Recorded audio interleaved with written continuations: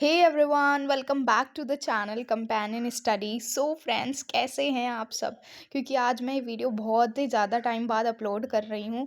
बीच में मैंने कोई वीडियो अपलोड नहीं की। हाँ, मैंने शॉर्ट्स में अपने मिनी व्लॉग्स ज़रूर डेली अपलोड किए हैं, बट स्टडी रिलेटेड कंटेंट आज बहुत दिनों बाद आपको देखने को मिल रहा होगा। और इस वीडियो में हम कवर करने वाले हैं पॉलिटी की मैराथन। यस, और पहले मैं ये बता दूँ कि ये किस किस के लिए हेल्पफुल है। If you are in class 12th, मतलब मैं ये नहीं कहूँगी कि क्लास 12th में आप बस ये मैराथन पढ़ लो and it's enough. No, it's for the basic knowledge for class 12th।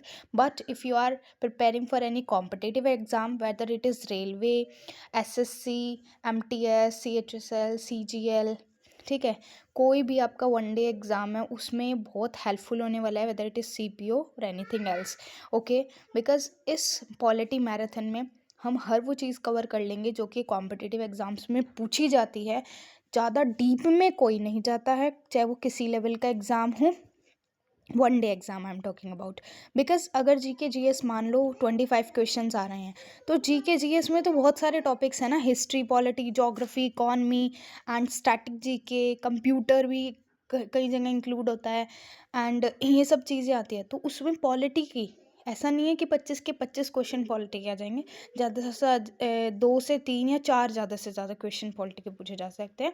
तो जितना डीप में क्वेश्चंस पूछे जाते हैं उतना डीप में मैंने इस वीडियो में आपको पढ़ा दूंगी। तो इससे बाहर आपको और कुछ करने की ज़रूरत नहीं है। But I gonna tell you one thing कि ये मैराथन 2 पार्ट्स में होगी and this is the part 1। Okay, part 2 भी जल्दी अपलोड हो जाएगा। ओके, तो चलिए शुरुआत करते हैं। तो जैसे कि आपको पता है, जब वर्ल्ड वॉर सेकंड ख़त्म हुआ तो उस टाइम जो ब्रिटिशर्स थे वो मेंटली कह लो या फिजिकली या फाइनेंशियली टूट चुके थे। अब वो स्ट्रांग नहीं रहे थे, क्योंकि एक बार जब कोई पर्सन हार जाता है तो वो मेंटली भी स्ट्रांग नहीं रहता है। उसके अंदर वो फीलिंग आने लग जाती है कि yes he can not win, ऐसी फीलिंग आती है। ठीक है, तो ब्रिटिशर्स को भी ऐसे ही लगने लगा था कि वो फाइनेंशियली भी इतने स्टेबल नहीं रहे थे कि इंडिया पे ऐसे कंट्रोल कर सके, किसी दूसरे देश में जाके वहाँ पे राज करे और वहाँ के लोगों से लड़े। क्योंकि वो वाला टाइम स्टार्ट हो गया था जब इंडियंस को भी पता चल गया था कि हाँ, ये ब्रिटिशर्स हैं, बाहर के लोग हैं, हमारे ऊपर राज कर रहे हैं, जो हम नहीं चलने देंगे।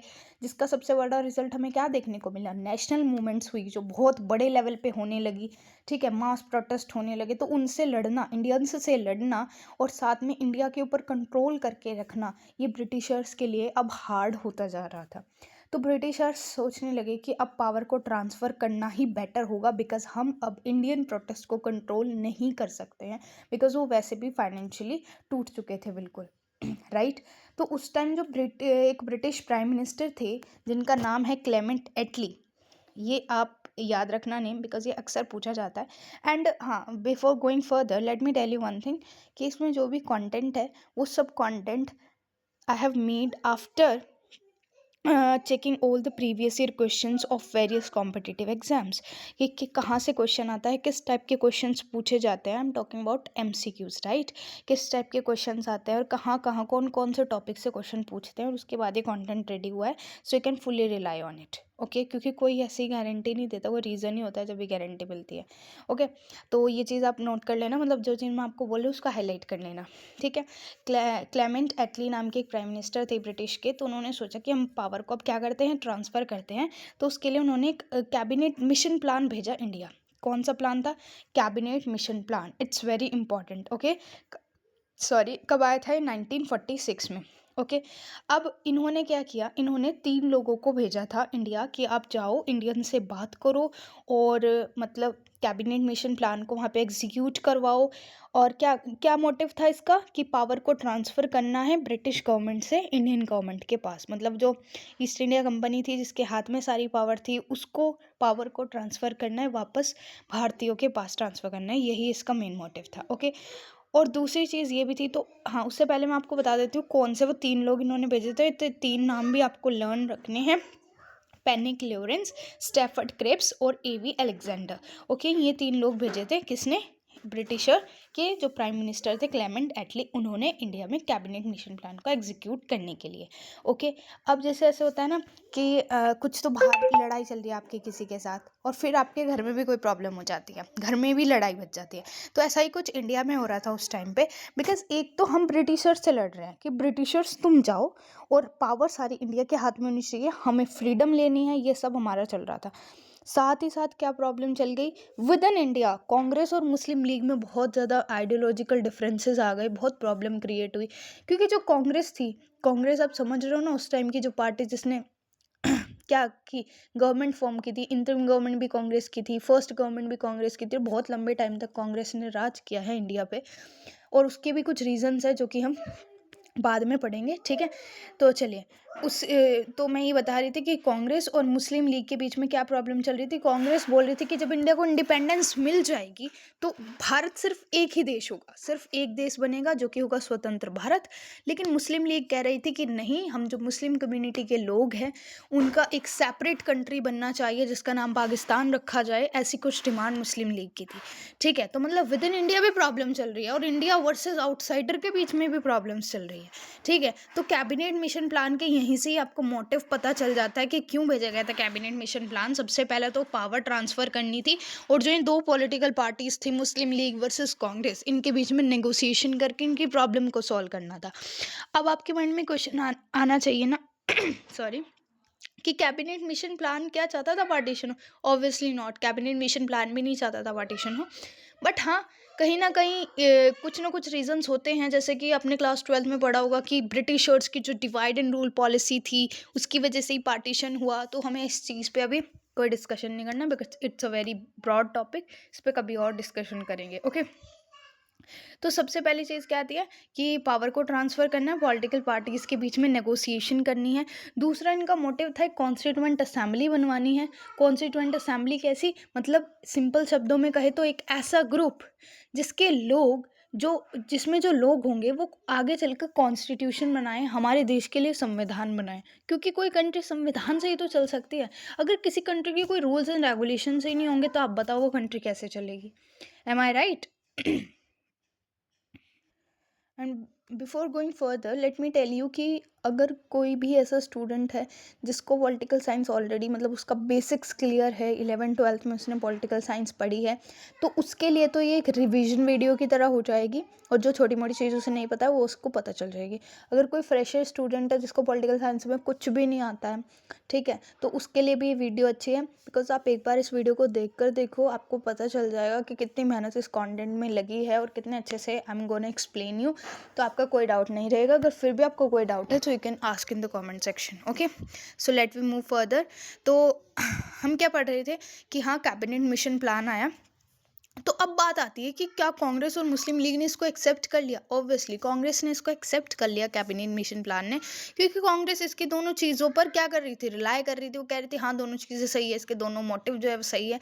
लेकिन मुस्लिम लीग ने भी इसको एक्सेप्ट कर लिया था जून 1946 में, लेकिन बाद में जुलाई में वो उसको नेग्लेक्ट कर देती है, रिजेक्ट कर देती है कि हम कैबिनेट मिशन प्लान को नहीं मानने वाले। वो खुद का एक मिशन प्लान इंट्रोड्यूस करती है जिसका नाम था डायरेक्ट एक्शन प्लान। और कब करती है वो? 16 अगस्त 1946, okay. So it's very important date, तो ये आपको लर्न रखनी है, ठीक है, कि डायरेक्ट एक्शन प्लान जो मुस्लिम लीग ने इंट्रोड्यूस किया था वो कब किया था? 16 अगस्त 1946। एक महीने बाद वो सीधा डायरेक्ट एक्शन प्लान इंट्रोड्यूस कर देती है, okay.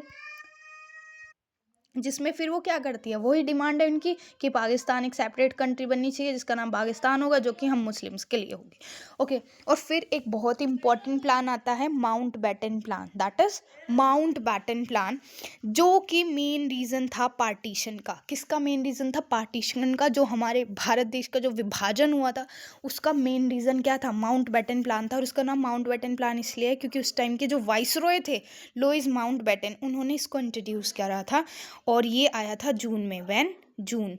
And I think it's 3 June, you can check, okay. एक बार इसको कंफर्म कर लेना। नेक्स्ट चीज़ आती है कि अच्छा एक बात बताओ, जब हमारा देश आज़ाद हो गया था तो हमारे पहले इलेक्शंस कब कंडक्ट करवाए गए थे? तो अगर मैं आपको बताऊं, हमारे पहले इलेक्शन 1951 में कंडक्ट करवाए गए थे और ये 1952 तक चले थे। अब आप कहोगे क्या इलेक्शन करवाने में 1 साल लगा था? नो नो नो, 1 साल नहीं लगा था। Let me tell you the months कि जो पहले इलेक्शन हुए थे वो अक्टूबर 1951 से शुरू हुए थे और फैब 1952 तक चले थे। और जो सबसे ज़्यादा नंबर ऑफ वोटर्स है उन्होंने 1952 में जो फैब तक इलेक्शन हुए उसमें ज़्यादा भागीदारी थी, तो इसलिए इसको 1952 के इलेक्शन माना जाता है।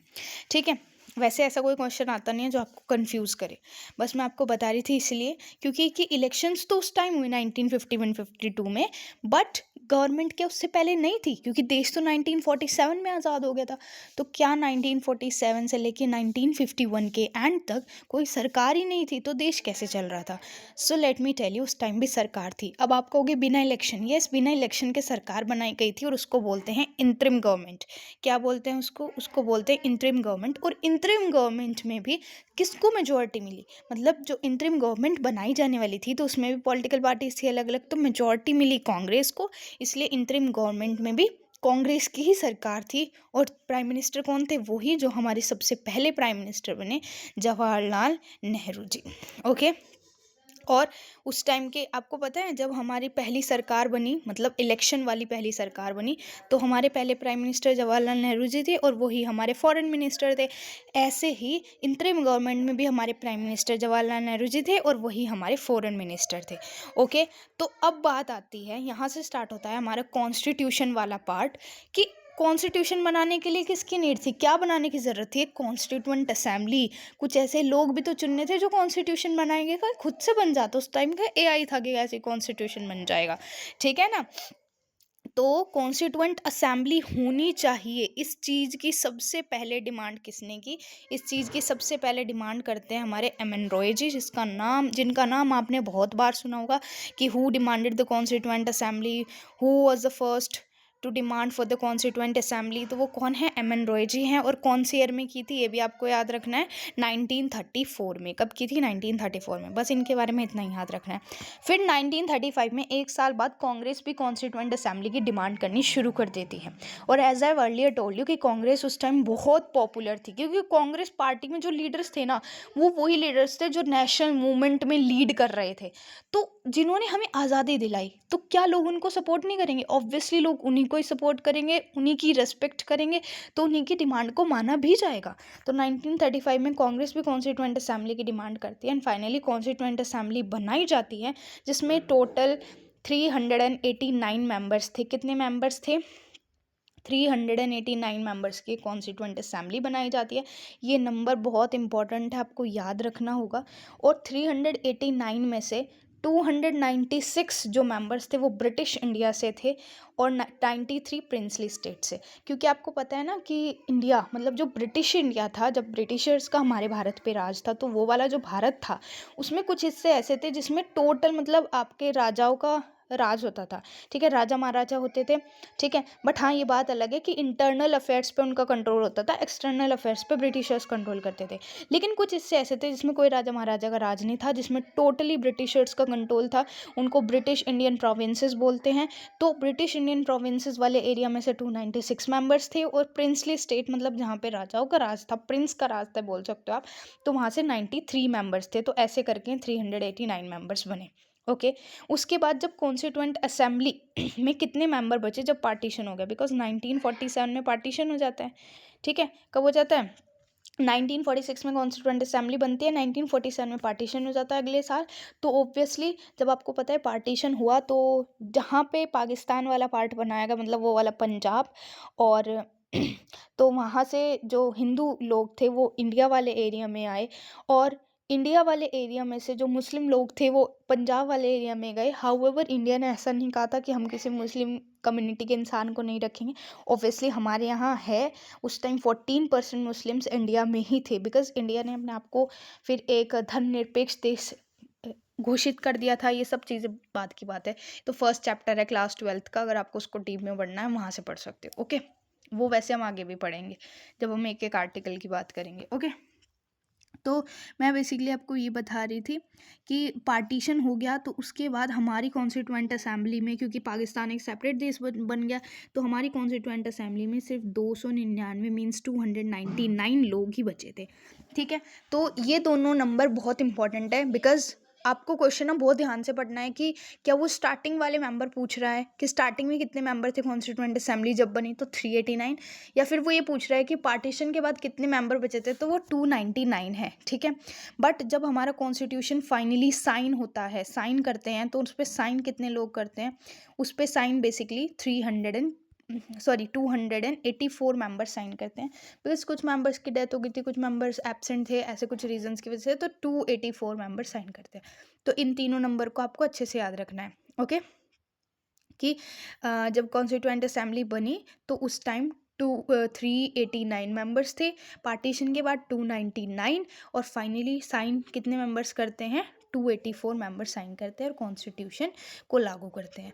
ओके, अब एक क्वेश्चन आता है कि कॉन्स्टिट्यूशनल एडवाइज़र कौन थे। हमारे भी मतलब कॉलेज में ना ये क्वेश्चन क्विज में बहुत बार पूछा गया है कि हमारे कॉन्स्टिट्यूशन के कॉन्स्टिट्यूशनल एडवाइज़र कौन है। ठीक है ना, तो बहुत बच्चे इसमें ना कन्फ्यूजन क्रिएट हो जाती है उनको, और वो अक्सर B.R. अम्बेडकर जी लगा देते हैं, जबकि B.R. अम्बेडकर जी हमारे कॉन्स्टिट्यूशन की जो ड्राफ्टिंग कमेटी थी उसके हेड थे, ना कि कॉन्स्टिट्यूशन एडवाइज़र। तो ये क्वेश्चन भी बहुत इंपॉर्टेंट है कि कॉन्स्टिट्यूशन एडवाइज़र कौन थे, B.N. Rao. You have to remember this name, it's very important. अब दूसरा क्वेश्चन आता है कि हमारे कॉन्स्टिट्यूशन के चीफ ड्राफ्ट्समैन कौन है, तो वो है S.N. मुखर्जी। तो ये दोनों नेम आपको बहुत अच्छे से याद रखने हैं, बिकॉज इससे डायरेक्ट क्वेश्चन बन जाता है। ओके, तो कुछ बच्चे पूछ रहे होंगे, सोच रहे होंगे कि मैं बहुत डीपली नहीं पढ़ा रही हूँ, तो लेट मी टेल यू, जो आपके एग्ज़ाम ओरिएंटेड फैक्ट्स हैं जो कि एग्ज़ाम में पूछे जाते हैं, मैं आपको डायरेक्टली वही पढ़ा रही हूँ, बिल्कुल डीप में नहीं पढ़ा रही हूँ। उसके लिए यूट्यूब पे बहुत वीडियोस अवेलेबल है, यू कैन चेक दैट। मैं इसलिए डीप में नहीं पढ़ा रही हूँ क्योंकि अब एग्ज़ाम्स भी, मोस्ट ऑफ कॉम्पिटिटिव एग्ज़ाम्स आने वाले हैं विद इन 1 मंथ, 2 मंथ और 3 मंथ्स, तो इतना डीप में जाने की आपको कोई नीड नहीं है। ओके, हर चीज़ की हिस्ट्री जानने की ज़रूरत नहीं होती। आपको PhD नहीं करनी है पॉलिटिकल साइंस में, आपको इतना पढ़ना है जितना से आप पेपर निकाल सको बस। ओके, चलिए दूसरी चीज़ आती है, there were total 11 sessions of constitution. Constitution में टोटल 11 सेशंस हुए थे, मतलब जैसे यू कैन से सिटिंग्स होती है ना, मीटिंग्स होती हैं, तो वो 11 हुई थी।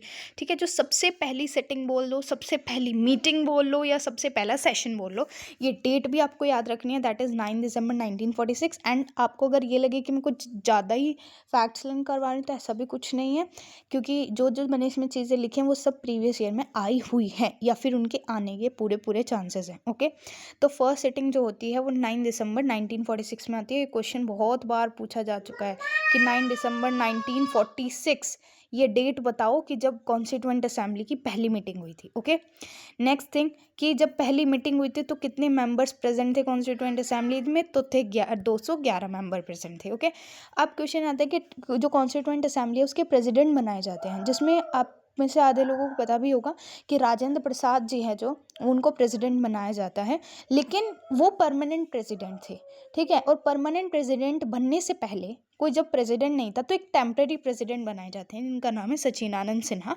तो इनमें बिल्कुल कंफ्यूज नहीं होता है, जब क्वेश्चन आएगा तो आपको ध्यान से पढ़ना है कि टेम्परेरी पूछे हैं कि परमानेंट पूछे हैं, बिकॉज टेम्परेरी पूछेंगे तो आपको सचिनानंद सिन्हा पे टिक लगाना है, और परमानेंट पूछेंगे तो राजेंद्र प्रसाद जी पे। ठीक है, नेक्स्ट थिंग, ये क्वेश्चन अक्सर लोग छोड़ देते हैं वाइस प्रेसिडेंट, क्योंकि प्रेसिडेंट पढ़ के छोड़ देते हैं। वाइस प्रेसिडेंट भी पूछे गए हैं, कौन थे कॉन्स्टिट्यूएंट असेंबली के, तो ये जो नेम लिखा है H.C. मुखर्जी, ये हमारे वाइस प्रेसिडेंट थे कॉन्स्टिट्यूएंट असेंबली के। That also you have to learn.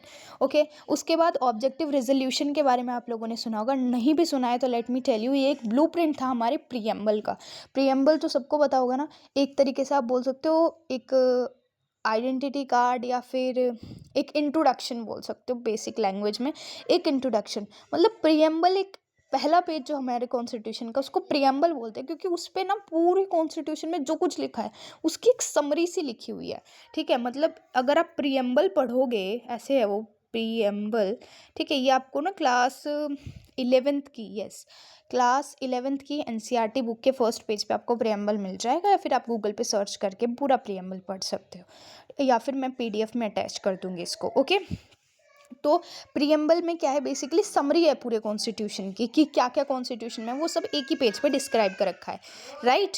तो हम पढ़ रहे थे ऑब्जेक्टिव रेजोल्यूशन। तो ऑब्जेक्टिव रेजोल्यूशन जो है ये हमारे जवाहरलाल नेहरू जी पास करते हैं, और इसमें वो कुछ चीज़ें बताते हैं, जिस उन्हीं चीज़ों को उठा के फिर प्रियम्बल बनाया जाता है। मतलब एक ये ब्लूप्रिंट था, ठीक है, कि हमारा प्रियम्बल कैसे बनेगा। तो जो जो चीज़ें ऑब्जेक्टिव रेजोल्यूशन में बताते हैं वही चीज़ें फिर हमारे प्रियम्बल में लिखी जाती है, वही हमारे कॉन्स्टिट्यूशन में ऐड की जाती है, ठीक है, उनमें से बहुत चीज़ें। तो ये क्वेश्चन आता है कि ऑब्जेक्टिव, तो यहाँ से क्वेश्चन बनता है कि ऑब्जेक्टिव रेजोल्यूशन कब पास किया था। तो 13 दिसंबर 1946 में ऑब्जेक्टिव रेजोल्यूशन पास किया था, और किसके द्वारा किया गया था ये भी क्वेश्चन बनता है। तो हमारे जवाहरलाल नेहरू जी के द्वारा किया गया था। Okay, so come to the next. Okay, और अब बात आती है कि वो ऑब्जेक्टिव रेजोल्यूशन अडॉप्ट कब करा जाता है कॉन्स्टिट्यूएंट असेंबली के द्वारा। तो 22 जनवरी 1947 में, ठीक है। जैसे कि बेसिकली कोई ग्रुप है जिसमें आप अपनी कुछ एडवाइस दे रहे हो, तो आपने एडवाइस आज दी और कुछ दिनों बाद वो लोग कहें कि हाँ अब हमने आपस में सहमति कर ली है, हमने सोच विचार कर लिया है, अब हम आपकी एडवाइस को मान लेते हैं और इसको एक्सेप्ट कर लेते हैं, ठीक है। तो ऐसे ही अब आप ये मत सोचना कि वो 1946 में जो है ऑब्जेक्टिव रेजोल्यूशन पास हुआ और फिर 1947 में उसको अडॉप्ट किया गया, नहीं। Just see the month, focus on the month. ये दिसंबर 1946 में और ये जनवरी 1947 में एक्सेप्ट कर लिया गया, मीन्स विद इन 1 मंथ इसको अडॉप्ट कर लिया गया था। ओके, अब जैसे हमने पढ़ा कि पहला सेशन कब हुआ था, तो have you remember the date, अभी बताया मैंने आपको 9 दिसंबर 1946 में। तो ऐसे ही मैंने बोला है 11 सेशन हुए थे। जो 11th वाला सेशन हुआ था वो 14 नवंबर 1949 में हुआ था, बिकॉज आपको पता है 14 नवंबर 1949 से 26 नवंबर 1949 तक, because I hope you people know कि 26 नवंबर को हम लोग क्या सेलिब्रेट करते हैं। 26 नवंबर को हम सेलिब्रेट करते हैं कॉन्स्टिट्यूशन डे, और जिसको हर एक आई थिंक कॉलेजेस में, स्पेशली गवर्नमेंट कॉलेजेस में बहुत बड़े लेवल पे सेलिब्रेट किया जाता है। I am also excited for this day, because हमारे कॉलेज में भी बहुत सारे कॉम्पिटिशन्स कंडक्ट होंगे इस दिन, और बहुत अच्छे से हम लोग सेलिब्रेट करेंगे, ठीक है। बिकॉज हम लोगों के लिए बहुत ही प्राइड का दिन है ये, ठीक है, सब भारतवासियों के लिए, क्योंकि इस दिन हमारा कॉन्स्टिट्यूशन जो है फाइनली कंप्लीट हो गया था। ओके, तो हमारी जो लास्ट सेटिंग है ना, ऐसे भी आप याद कर सकते हो कि 26 नवंबर 1949 तक थी, क्योंकि 26 नवंबर को फिर ये क्या हो जाता है, फाइनली पास हो जाता है। हाँ, वो बात अलग है कि 26 जनवरी को ये फोर्स में आता है, ठीक है, लागू होता है, और उसके कुछ रीज़न है, स्वराज डे वगैरह, वो हिस्ट्री का पार्ट है। ओके, चलिए नेक्स्ट थिंग कि हाँ ये लिखिए यहाँ पे कि 26 जनवरी 1950 में ये पास हो जाता है, और 26 नवंबर को हम कॉन्स्टिट्यूशन डे मनाते हैं। Okay, now the next thing is कि हमारा जो कॉन्स्टिट्यूशन बना उसमें, जैसे हमने कॉन्स्टिट्यूएंट असेंबली बनाई थी, तो उसमें हमने बहुत सारी कमिटीज़ बना दी थी। जैसे कि आपके घर में सपोज़ किसी की शादी है, तो वर्क डिवाइड कर लेते हैं ना कि भाई तुम्हारा काम है कि तुम्हें सब शॉपिंग करके लानी है, तुम्हारा काम है डेकोरेशन करना, घर की डेकोरेशन करनी है, ठीक है, तुम्हारा काम है कि तुम्हें मतलब गेस्ट का वेलकम करना है, ऐसे आप डिवाइड कर लेते हो। ऐसे उन्होंने भी बहुत सारी कमिटीज़ बना दी थी और सबका काम उनको दे दिया था कि तुम्हारा ये काम है, तुम्हारा ये काम है, ठीक है। बिकॉज इतना बड़ा कॉन्स्टिट्यूशन बनाना ईजी टास्क नहीं है, 2 साल लगे थे। और आगे बताओ कितने महीने और कितने दिन, कमेंट सेक्शन में, ठीक है। चलिए, तो एक थी कमेटी जिसके हेड थे राजेंद्र प्रसाद जी। तो राजेंद्र प्रसाद जी किन किन कमेटीज़ के हेड थे ये देखना है आपको। एक थी rules of procedure committee, steering committee, finance and staff committee, ad hoc और नेशनल फ्लैग कमेटी, ठीक है। तो इनको जिनकी मुझे ट्रिक्स मैं बना पा रही हूँ उनके आपको बता देती हूँ लर्न करने की। जैसे कि जो राजेंद्र प्रसाद जी थे हमारे परमानेंट प्रेसिडेंट थे। यस गाइस, सो जैसे कि राजेंद्र प्रसाद जी हमारे परमानेंट प्रेसिडेंट है, तो इससे हम कैसे याद कर सकते हैं कि rules of procedure committee means जो परमानेंट प्रेसिडेंट होंगे, जस्ट आपको लर्न करवाने के लिए है, ये कोई फैक्ट नहीं है। तो रूल्स कौन बनाएंगे, वही बनाएंगे जो परमानेंट प्रेसिडेंट है, ठीक है। स्टीयरिंग कमेटी मींस स्टीयरिंग कौन चलाएंगे, मीन स्टीयरिंग किसके हैंड में होगा, ऐसे करके याद कर लो। तो वो हमारे जो परमानेंट प्रेसिडेंट है राजेंद्र प्रसाद जी, ठीक है। अब जो परमानेंट प्रेसिडेंट है मीन्स जो हेड है, एक तरीके से ऐसे मान लो, तो फाइनेंस पैसे का काम किस देंगे, हेड को ही देंगे ना। तो फाइनेंस एंड स्टाफ कमेटी भी उनके अंदर रहेगी, और एडहॉक और नेशनल फ्लैग। अब नेशनल फ्लैग एक बहुत इंपॉर्टेंट चीज़ है, तो उस इंपॉर्टेंट चीज़ किसके हाथ में देंगे, जो हेड होगा, ठीक है। तो ऐसे करके आपको लर्न हो जाएगा। ओके, नेक्स्ट थिंग आती है वो कमेटीज़ जिनके हेड जवाहरलाल नेहरू जी थे। तो इनके अंदर जो जो भी कमेटी आती है देखिए, जैसे फर्स्ट है union constitution committee, and then union power committee and state committee. Okay, तो बेसिकली क्या करना है, यूनियन और स्टेट, जहाँ पे भी इन दो चीज़ों की बात हो रही है, तो वो जो कमेटीज़ होंगी यूनियन से रिलेटेड या स्टेट से रिलेटेड, वो जवाहरलाल नेहरू जी के अंडर ही थी। ठीक है, ऐसे याद कर लो, यूनियन कॉन्स्टिट्यूशन, यूनियन पावर और state committee. Okay, next thing आती है प्रोविजनल कमेटी। अब तुम्हें पता है कि जो प्रोविजंस है, प्रोविजनल कमेटी, तो इससे ऐसे याद करो कि जो इंडियन प्रोविंसेस थी, जो भारत की जो प्रोविंसेस थी, उनको भारत का यूनियन का पार्ट किसने बनाया था, ये काम किसने करा था, सारी स्टेट्स को भारत में जोड़ने के लिए जो नेगोशिएशन की थी, किसने की थी, सरदार वल्लभ भाई पटेल जी ने। जब तो अब उनका वो भी आने वाली है, उनकी जयंती आने वाली है 31 अक्टूबर को। ठीक है, इसलिए उसको एकता दिवस के रूप में मनाते हैं और इसको बहुत बड़े लेवल पे मनाया जाता है।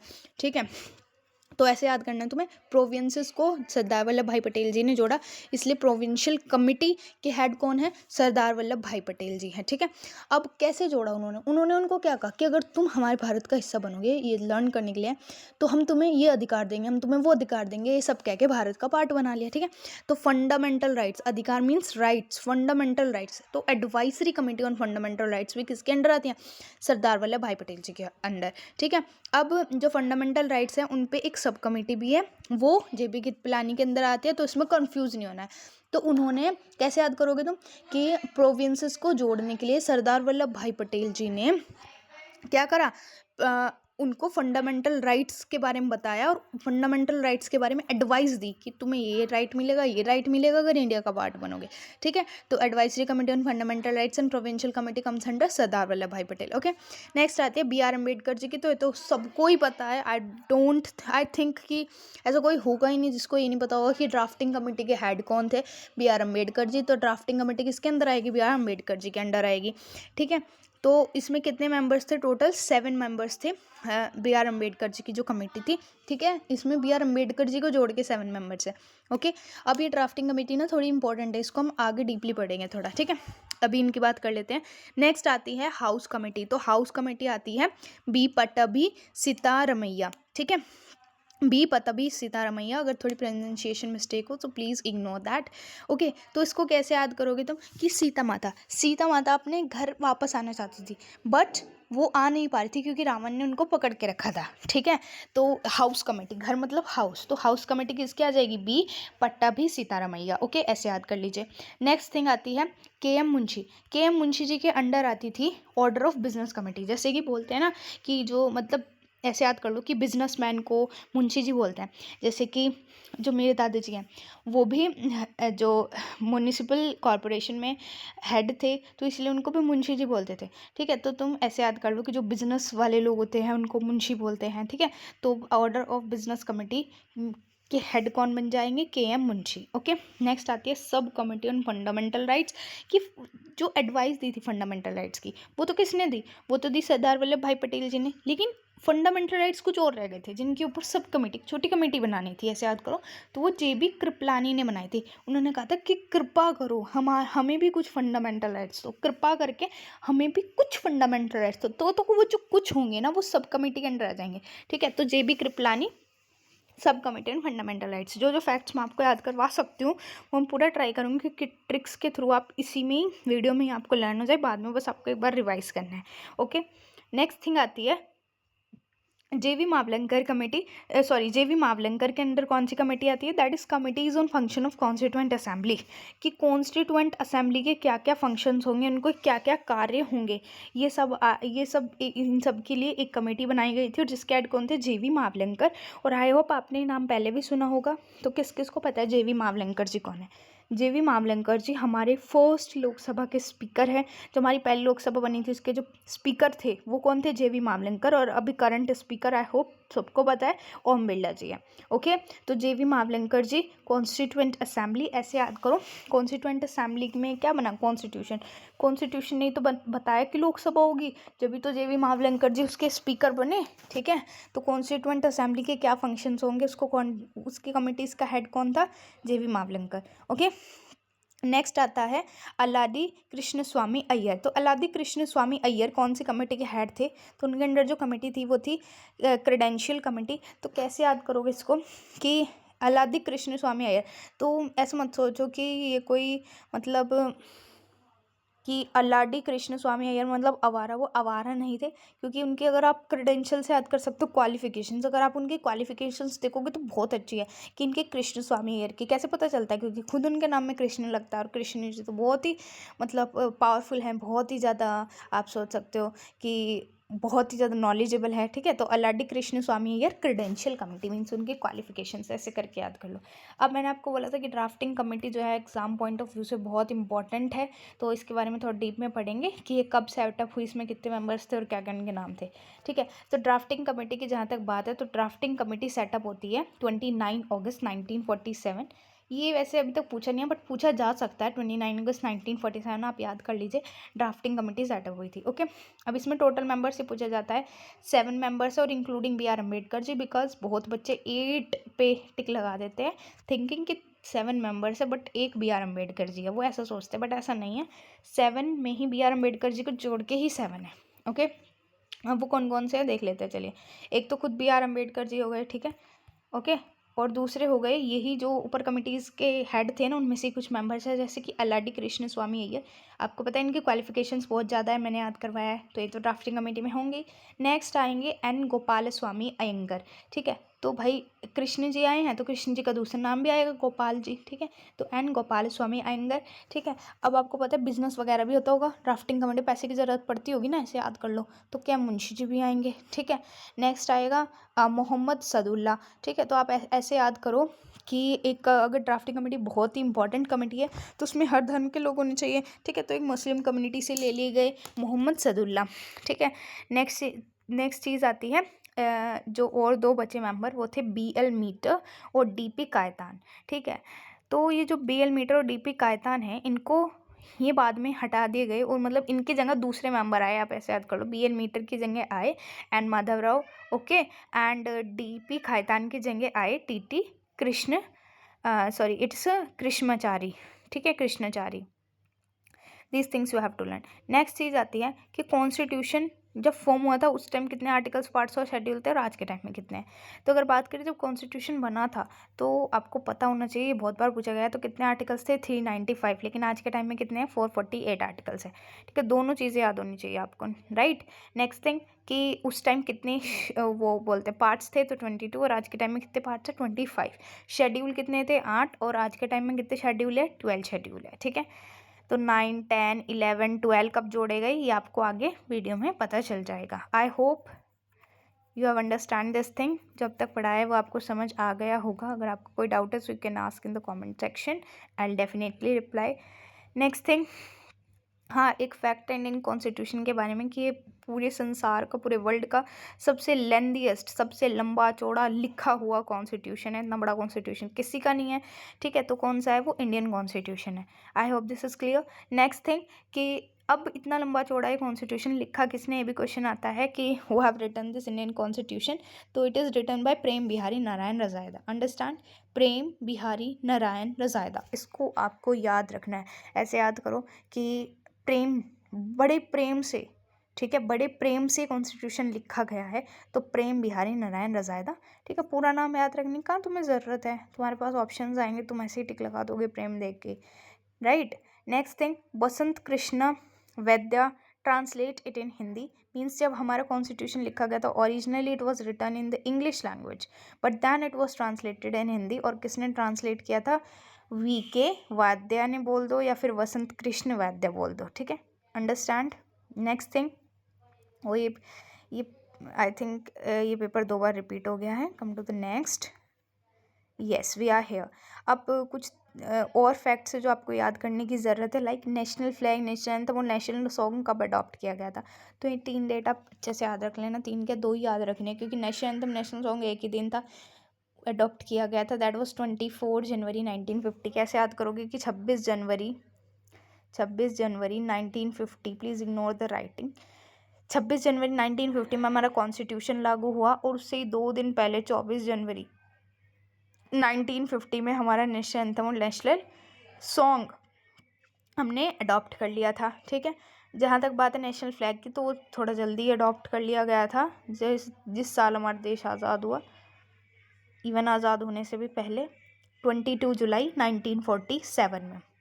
Next thing features of Indian constitution, features का मतलब ये है कि इंडियन भारत का कॉन्स्टिट्यूशन कैसा है, उसमें क्या क्या चीज़ें इंक्लूडेड है। जैसे कि पहली आ गई रिजिड और फ्लेक्सिबल, मींस ना ही तो हमारा कॉन्स्टिट्यूशन बहुत ज़्यादा रिजिड है ना ही बहुत ज़्यादा फ्लेक्सिबल है। इसके लिए एक बहुत ही पॉपुलर लाइन है कि Indian constitution is a living document.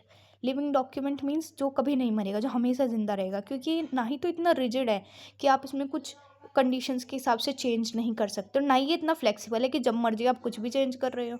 ठीक है, तो वो चीज़ें आपको आगे अमेंडमेंट प्रोसेस पढ़ेंगे ना, उसमें पता चलेगा कि कैसे रिजिड और फ्लेक्सिबल दोनों का मिक्सचर है। इसको बोलते हैं it is a synthesis of both rigid and flexible, right. Next thing आते हैं parliamentary form of government, means हमने कौन सी सरकार, कौन से तरीके की सरकार अपनाई जिसमें एक पार्लियामेंट होगी, ठीक है, और जो हमारे प्रेसिडेंट होंगे वो होंगे एक कॉन्स्टिट्यूशनल हेड या फिर नॉमिनल हेड आप बोल सकते हो। और रियल हेड कौन होंगे, रियल पावर किसके हाथ में होगी, प्राइम मिनिस्टर जी के हाथ में। और प्राइम मिनिस्टर जी को कैसे डिस्क्राइब किया गया है कि जैसे कि हमारे कॉन्स्टिट्यूशन में लिखा है कि there will be the council of minister who will be headed by the prime minister who will give the advice to the president, कि एक काउंसिल ऑफ मिनिस्टर होंगी, ठीक है, मंत्रियों की एक काउंसिल होंगी जिसके हेड पीएम होंगे, और वो पीएम जो होंगे वही हमारे प्रेसिडेंट को एडवाइस करेंगे एंड उन्हीं की एडवाइस पे उन्हें एक्ट करना है। Understand. Next thing is federal system with unitary bias. इसको federal system with unitary bias बोल दो या फिर काशी फेडरल बोल दो। और ये हमने प्रोविज़न लिया कहाँ से, जल्दी से बताओ मेरे को। ये हमने कनाडा से लिया है, ठीक है, फेडरल सिस्टम वाला प्रोविज़न। और parliamentary form of government that will comment in the comment section, okay. तो federal system with unitary bias, इसका मतलब ये है कि हमारे यहाँ एक फेडरल सिस्टम है। फेडरल सिस्टम का मतलब होता है कि पावर को डिवाइड कर दिया जाए सेंटर और स्टेट के बीच में, ठीक है, सेंटर और स्टेट के बीच में। बट क्या लिखा है आगे, यूनिटरी बायस, मतलब जो सेंटर लेवल होगा, पावर तो डिवाइड होंगी दोनों के बीच में। फेडरल का मतलब होता है दोनों के बीच में इक्वल पावर डिवाइड करना। लेकिन यहाँ पे जो यूनियन लेवल है, जो सेंट्रल लेवल है, वहाँ पे बायस है, मतलब वो वहाँ पे ज़्यादा पावर है, उसके हाथ में ज़्यादा पावर होनी चाहिए, ठीक है। जैसे कि और इजी वे में समझाऊँ तो अगर मैं ये कह दूँ कि एक तराजू है, इसमें भी इतना ही सामान है, इसमें भी इतना ही सामान है, तो ये तो हो गया फेडरल। लेकिन अगर मैं कहूँ इसमें ज़्यादा है और इसमें थोड़ा कम है, तो वो हो गया यूनिटरी बायस, या फिर कह दो काशी फेडरल, मतलब फेडरल है पर पूरी तरीके से फेडरल नहीं है। ऐसा कह सकते हो कि हाँ सेंटर और स्टेट में पावर डिवाइड है, बट सेंटर के पास स्टेट से ज़्यादा पावर है।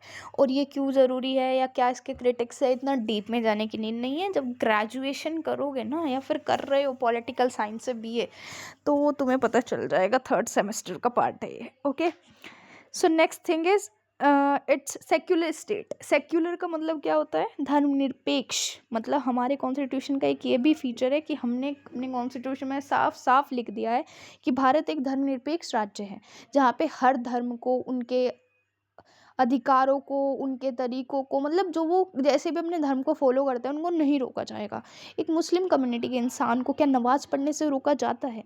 क्या एक हिंदू कम्युनिटी के इंसान को टेम्पल जाने से रोका जाता है? क्या उसको भजन कीर्तन करने से मना किया जाता है? नहीं। गुरुद्वारे में जाके क्या एक सिख को पूजा करने से मना किया जाता है? ऑब्वियसली नॉट, क्योंकि भारत एक धर्मनिरपेक्ष देश है जहाँ पे हर धर्म को समान अधिकार दिए जाते हैं।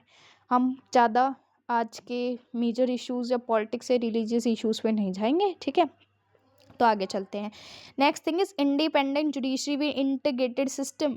इंडिपेंडेंट जुडिशरी है, मतलब हमने कह दिया था, हमें आपको पता है ना, 3 चीज़ें होती हैं, एग्जीक्यूटिव, लेजिस्लेचर और जुडिशरी, ठीक है। तो जो जुडिशरी है वो इंडिपेंडेंट है, मतलब अगर पार्लियामेंट भी कुछ गलत काम करती है तो यहाँ पे फैसला कौन लेगा, जुडिशरी लेगी। जुडिशरी मतलब supreme court, high court, civil courts, ठीक है। तो आपको पता है सुप्रीम कोर्ट का फैसला जो होता है वो फाइनल फैसला माना जाता है। हिंदी की कहावत के हिसाब से कहे तो पत्थर की लकीर है वो।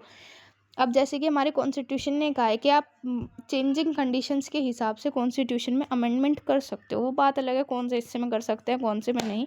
अब ऐसे तो जो अमेंडमेंट का प्रोसीजर है, अमेंडमेंट मतलब चेंज करने का जो प्रोसीजर, अगर वो फॉलो करके पार्लियामेंट चेंज कर देती है, मान लो वो चेंज गलत है, ऐसा नहीं करना चाहिए था, तो वहाँ पे कौन उसको रोकेगा, सुप्रीम कोर्ट। ये सुप्रीम कोर्ट डिसाइड करेगा कि वो चेंज सही है या फिर वो चेंज गलत है। अंडरस्टैंड, इंडिपेंडेंट जुडिशरी किसी के ऊपर डिपेंडेंट नहीं है, किसी के दबाव में काम नहीं करती है, okay. It is independent judiciary.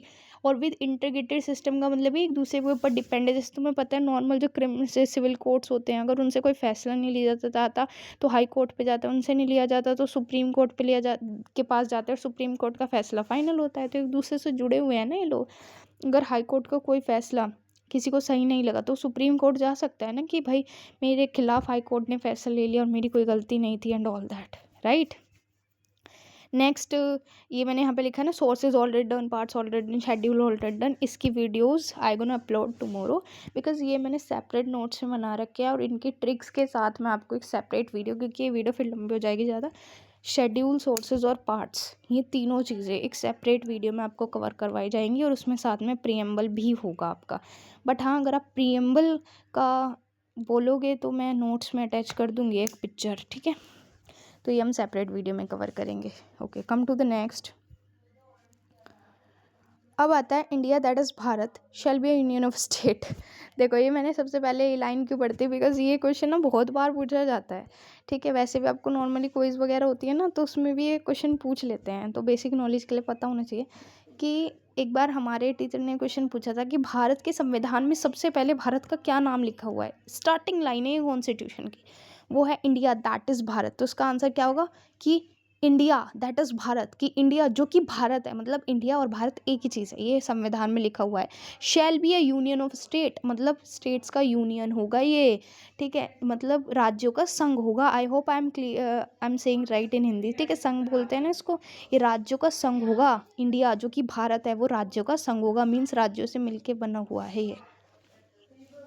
अब हम वन बाय वन ना सारे आर्टिकल्स पढ़ेंगे लास्ट तक, पर ऐसा भी नहीं है कि हम ए टू जेड सारे ही पढ़ेंगे, जो इम्पोर्टेंट है वो आर्टिकल्स पढ़ेंगे, लेकिन हम कोई भी इम्पोर्टेंट आर्टिकल छोड़ने वाले नहीं हैं, ठीक है। तो पहले आर्टिकल 1 to 4 पढ़ लेते हैं। सबसे पहले आर्टिकल में लिखा है name and territory of union, के नेम्स लिखे हैं भारत के, क्या बोलते हैं, भारत की टेरिटरीज और स्टेट्स के।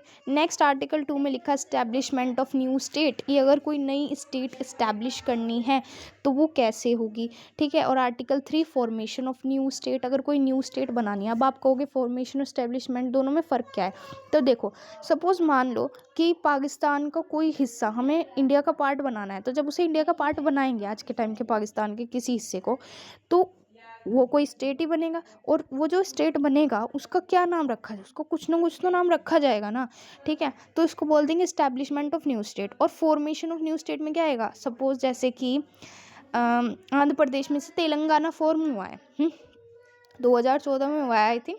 तो जो तेलंगाना बना है वो तो विद इन इंडियन टेरिटरी बना है ना। तो अगर कोई भारत के हिस्से में से, जो भारत है हमारी इंडियन की, जो इंडियन टेरिटरी है, इंडियन टेरिटरी में से अगर किसी स्टेट में से कोई और स्टेट फॉर्म करनी हो, जैसे उत्तर प्रदेश में से 3 पार्ट बना दे उत्तर प्रदेश के, ठीक है, बुंदेलखंड वाला एरिया, उधर वाराणसी वाला एरिया, ठीक है, और इधर ये मेरठ साइड वाला एरिया सारा, ठीक है। तो अगर इसको 3 पार्ट में डिवाइड कर दे तो ये कौन सा आर्टिकल के तहत होगा, आर्टिकल 3, ठीक है। That is formation of new state, means formation of new state it comes with in Indian territory. और स्टैब्लिशमेंट अगर इंडिया से बाहर से किसी कंट्री का, जैसे चाइना करता रहता है ना कब्जा, हम लोगों की तो ये फितरत और आदत है नहीं, ठीक है। I hope you are understanding. Next article 4, if we amend article 2 and 3 it affect the schedule 1-4 and can be ascended by simple majority not by the article 368। अब ये आर्टिकल 4 में लिखा है कि अगर हम आर्टिकल 2 और 3 को अमेंड करते हैं तो शेड्यूल 1 और 4 को अफेक्ट करेगा। वो कैसे करेगा, that I will tell you in the schedule वाली वीडियो। ओके, अब आगे इसमें ये लिखा है, ये बात समझने की है कि अगर आप आर्टिकल 2 और 3 में कोई चेंजेस करते हो ना, कि किसी स्टेट को इस्टेब्लिश करते हो या किसी नई स्टेट को फॉर्म करते हो, तो इसके लिए जो आर्टिकल 368, यस, आर्टिकल 368 में हमारे कॉन्स्टिट्यूशन में अमेंड करने का पूरा प्रोसीजर दे रखा है, उसके हिसाब से नहीं इसमें चेंज होगा। इसमें तो आप सिंपल मेजोरिटी के थ्रू चेंज कर दोगे। अब सिंपल मेजोरिटी क्या है, स्पेशल मेजोरिटी क्या है, वो हम आगे पढ़ेंगे इसी वीडियो में। ओके, चलिए, बस इतना याद रखना है कि इसमें हमें आर्टिकल 368 वाले प्रोविज़न लाने की ज़रूरत नहीं, इसमें सिंपल मेजोरिटी से हो जाएगा। नेक्स्ट थिंग आती है स्टेट फॉर्मेशन। तो आई होप ये वीडियो ना बहुत लंबी हो गई है, तो आगे वाला पार्ट ना हम दूसरे पार्ट में कंप्लीट करेंगे। अभी तक आपको कितना समझ आया, आई होप आपको समझ आ रहा होगा। और अगर आपको मतलब कोई भी प्रॉब्लम फेस करनी पड़ी इस वीडियो में या कुछ चीज़ समझ नहीं आई, तो आप कमेंट सेक्शन में कमेंट कर सकते हो friends, and I hope you will definitely support me and I will wait for your feedback. Okay, so till then, bye bye, thank you so much everyone, please subscribe to the channel.